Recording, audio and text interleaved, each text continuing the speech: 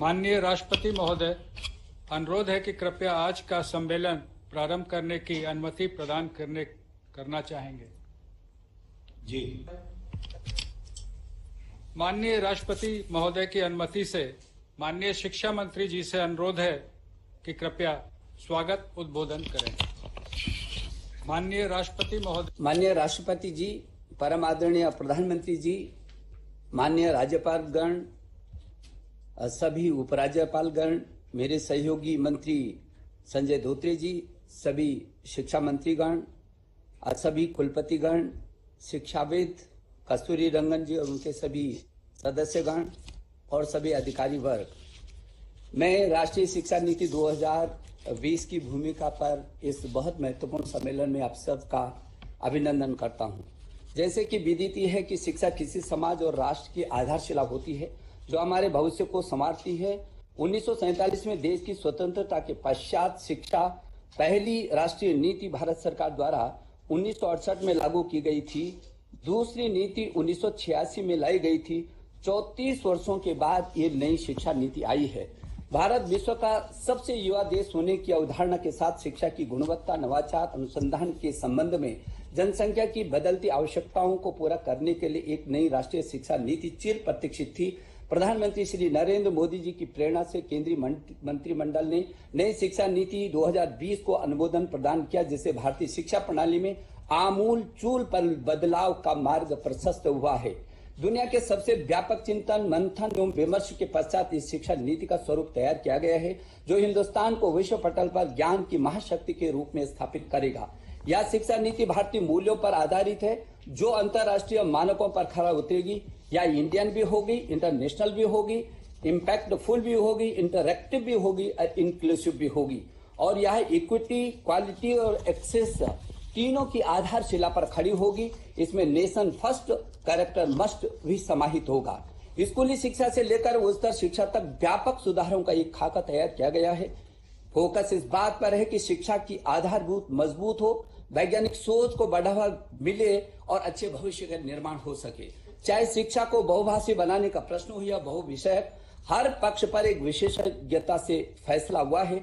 भाषा हमारी संस्कृति का अहम हिस्सा है। संविधान के अनुच्छेद 8 में सभी 22 भारतीय भाषाओं को सम्मान देते हुए बहु विकल्प दिए गए हैं।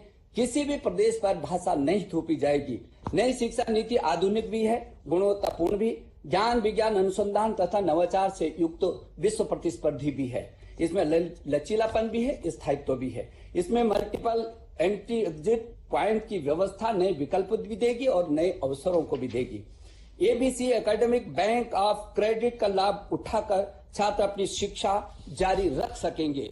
नेशनल एजुकेशन टेक्नोलॉजी फोरम का गठन शिक्षा में तकनीकी के व्यापक इस्तेमाल को बढ़ावा देने में बहुत ही उपयोगी साबित होगी। 2035 तक जीआर को 50% तक ले जाने के लिए हम कटिबद्ध हैं। 3.5 करोड़ से भी अधिक छात्रों को इसका लाभ मिल सकेगा। Digital learning, distance learning, online education का समावेश नए अवसर को लाएगा। प्रधानमंत्री जी के जय अनुसंधान के विजय को आगे बढ़ाते हुए नेशनल रिसर्च फाउंडेशन की स्थापना की जाएगी, ताकि देश में नवाचार एवं अनुसंधान की संस्कृति को नई दिशा एवं जरूरी पोषण मिल सके।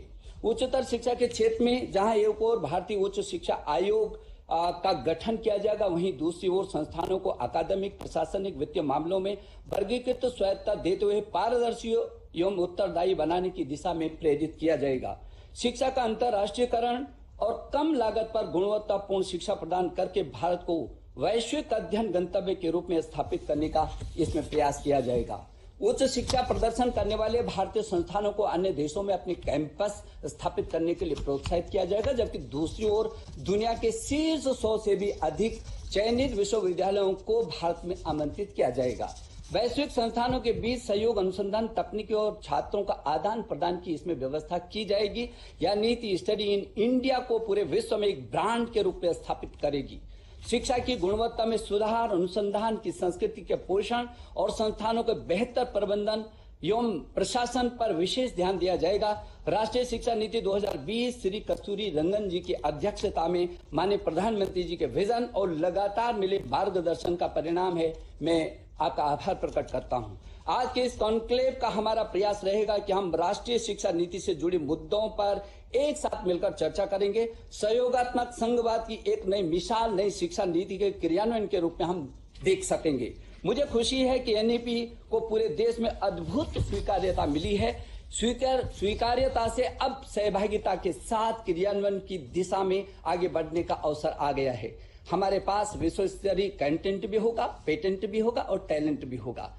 शिक्षा का चहुमुखी आंकलन भी होगा और वैश्विक संकलन भी होगा। हम बहुभाषावादी भी बनेंगे और आशावादी भी रहेंगे। हम रिफॉर्म भी करेंगे, ट्रांसफॉर्म भी करेंगे और परफॉर्म भी करेंगे। यह नीति हमें विकल्प भी देगी और अच्छे अवसरों को भी देगी। हम एक अच्छे भारतीय नागरिक का निर्माण भी करेंगे और वैश्विक नागरिक के रूप में विश्व मानव को भी तैयार करेंगे। आप सभी के सुझाव, चिंतन, सहयोग, समन्वय एवं सहभागिता से हम इस नीति को बिना देरी के क्रियान्वयन की दिशा में आगे बढ़ाएंगे। भारत निश्चित ज्ञान की महाशक्ति के रूप में उभरेगा। मेरे देश के यशस्वी प्रधानमंत्री जी के नए स्वर्णिम भारत के निर्माण का विजन हम सब मिलकर कर पूरा करेंगे। वो भारत स्वच्छ भारत होगा, स्वस्थ भारत होगा, सशक्त भारत होगा, श्रेष्ठ भारत होगा, आत्मनिर्भर भारत होगा और एक भारत होगा। इसके लिए make in India, digital India, skill India, startup और स्टैंड अप और स्टडी इन इंडिया के रूप में इसकी आधारशिला तैयार हो चुकी है। प्रधानमंत्री जी के सबका साथ, सबका विकास, सबके विश्वास की इस पवित्र भावना के साथ एक बार मैं पुनः आप सबका आभार प्रकट करता हूं और बहुत विनम्रता से अपने यशस्वी प्रधानमंत्री जी को निवेदन करता हूं कि वह हमारा मार्गदर्शन करें। प्रधानमंत्री जी।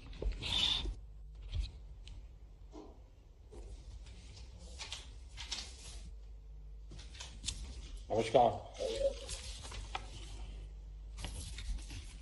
आदरणीय राष्ट्रपति जी,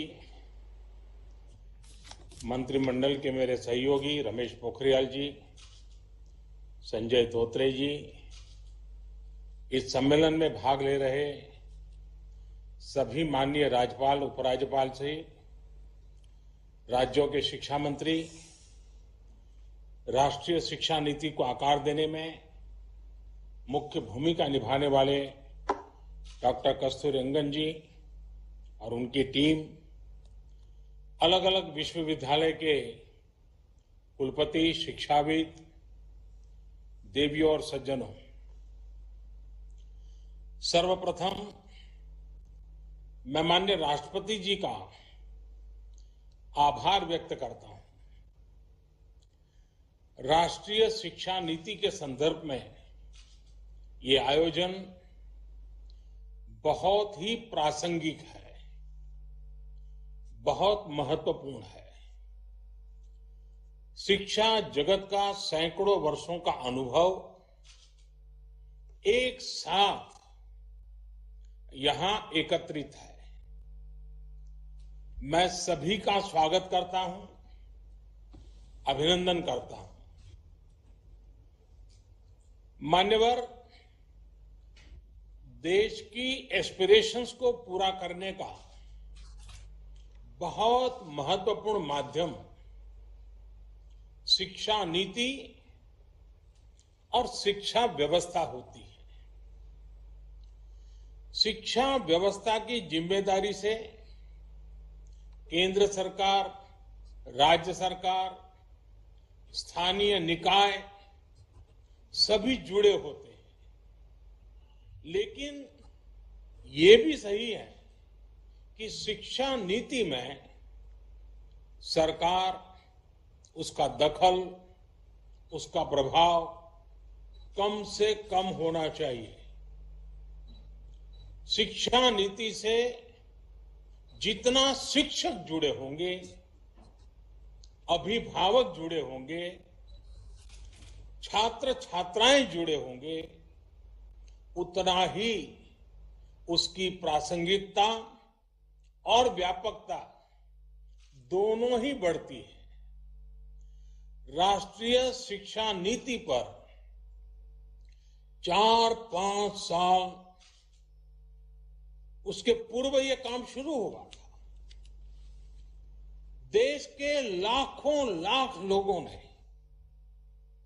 शहर में रहने वाले लोगों ने, गांव में रहने वाले लोगों ने, शिक्षा क्षेत्र से जुड़े अनुभवी लोगों ने इसके लिए अपना फीडबैक दिया था, अपने सुझाव दिए थे। शिक्षा नीति का जो ड्राफ्ट तैयार हुआ था, उसके अलग अलग पॉइंट्स पर भी 2 लाख से अधिक लोगों ने अपने सुझाव दिए थे। यानी अभिभावक, छात्र छात्राएं, शिक्षाविद, शिक्षक, शिक्षा प्रबंधक, प्रोफेशनल्स, सभी ने इसके निर्माण में अपना योगदान दिया है।